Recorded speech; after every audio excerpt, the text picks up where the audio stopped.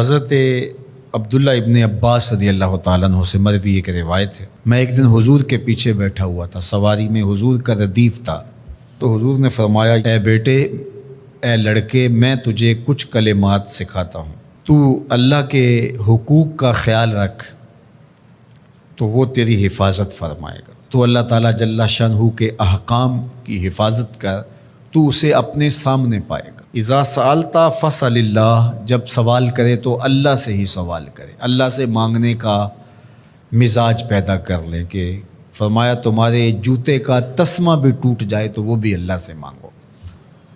ضرور بازار میں جاؤ دکاندار سے، لیکن حقیقی طلب اللہ سے ہونی چاہیے۔ بات بات پہ اللہ سے سوال کرو، بڑی سے بڑی چیز بھی اس سے مانگو، چھوٹی سے چھوٹی چیز بھی اسی سے طلب کرو۔ ہماری ساری ضرورتوں کا کفیل ہمارا رب، ہمارا مالک ہے۔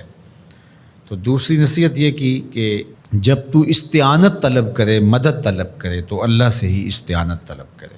وعلم، اور جان کہ اگر ساری امت، سارے لوگ، پوری قوم جمع ہو کے تمہیں فائدہ پہنچانے کی کوشش میں لگ جائیں تو تمہیں وہی فائدہ پہنچا سکتے ہیں جو تیرے لیے تیرے رب نے لکھا ہے۔ اور فرمایا وَإِنِ اجْتَمَعُوا عَلَىٰ أَن يَضُرُّوكَ بِشَيْءٍ، اور اگر تمہیں نقصان پہنچانے کے درپے ہو جائیں، لَمْ يَضُرُّوكَ إِلَّا بِشَيْءٍ قَدْ كَتَبَهُ اللَّهُ عَلَيْكَ، تو تجھے صرف وہی نقصان پہنچا سکتے ہیں جو اللہ نے تیرے لیے لکھا ہے۔ سارا زمانہ بھی مخالف ہو جائے، تیرا کچھ نہیں بگاڑ سکتا۔ ہاں، تیرے مقدر میں اگر کوئی چیز، کوئی بگاڑ لکھا ہے تو وہ ہوگا، اس کا ذریعہ وہ بن جائیں گے۔ تو اس لیے پھر اسی سے مانگو، اسی سے طلب کرو۔ رفعت الاقلام وجفت الصحف، جو لکھنا تھا اللہ نے لکھ دیا، لکھنے کے بعد قلم اٹھا لیا گیا اور جن صحیفوں پہ لکھا تھا وہ خشک ہو گئے۔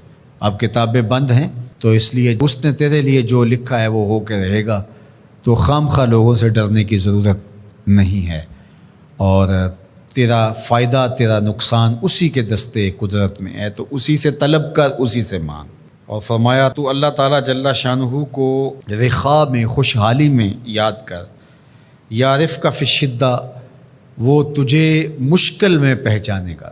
یعنی جو شخص خوشحالی کے دور میں اس کے پاس دولت ہے، صحت ہے، تو اللہ تعالیٰ کو فراموش نہیں کرتا، اللہ اس کی بدحالی کے زمانے میں اس کو فراموش نہیں کرتا۔